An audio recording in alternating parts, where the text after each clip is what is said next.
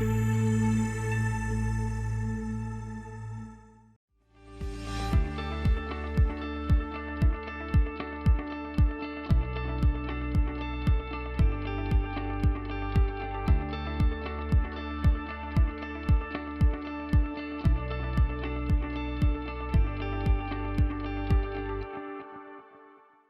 you've seen this plant lurking around the waterways near you, you're not alone. This invasive aquatic plant called giant Salvinia has become a nuisance in the area.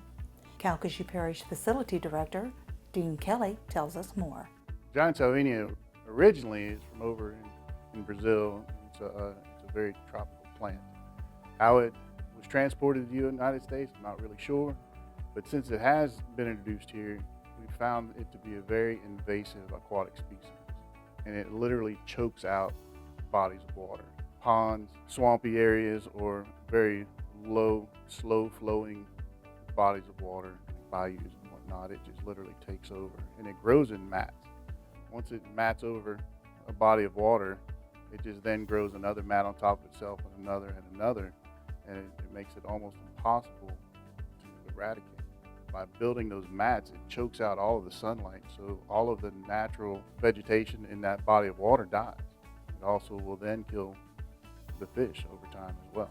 Holbrook Park is another area that has been invaded by giant Salvinia. Kelly explains what they're doing to control the plant. We've been fighting the Salvinia in Holbrook Park Pond for many years now, and we've made quite a bit of progress, especially over the last 2 years.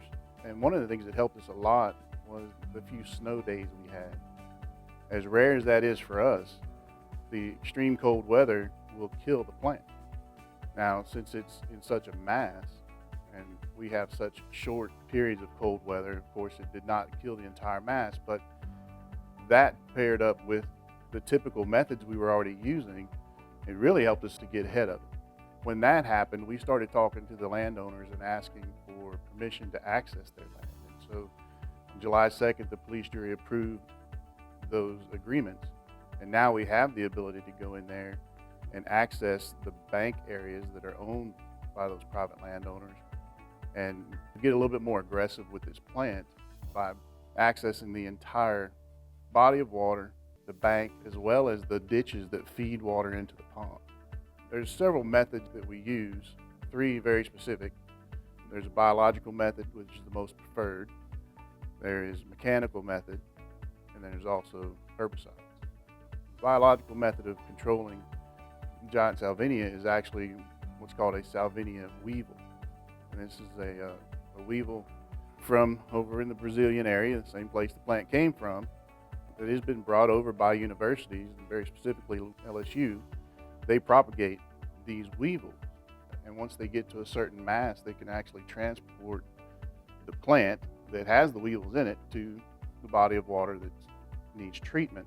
And slowly the weevils will eat the plant, or their larvae will bore into the plant, thereby killing it. It's a very slow method, but it is very effective. You don't want to kill the plant off too fast, because then the rotting material then depletes the oxygen level in the water and ultimately kills the fish in the water. So it's a real delicate balance that you have to keep in mind when you're trying to battle the Salvinia in any body of water. We have not tried the weevil yet because we had not had the ability to access everything we wanted to. So we didn't have the confidence that treating it would actually allow the weevil to get everywhere we needed it to go. We wanted to make sure by having these agreements, we were able to put the weevils in the target areas to make certain that we had the application coverage that we needed.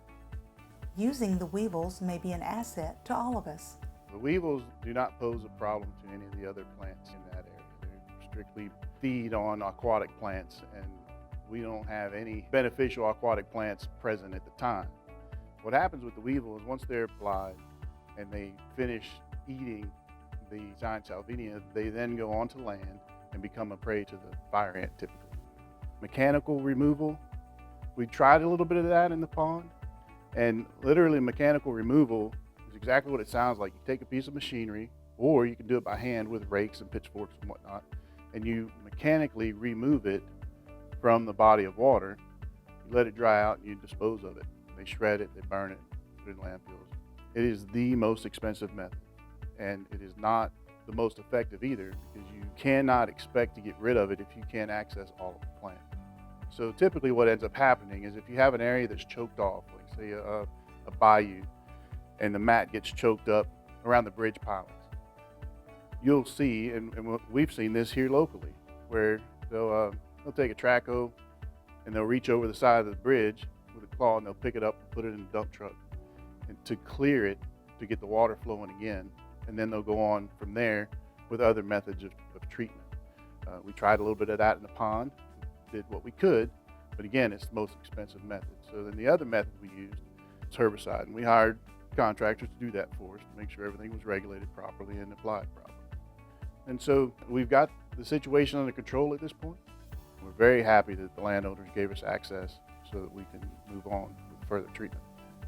But we want to get the habitat back to where it should be and make sure that we have a good thriving pond.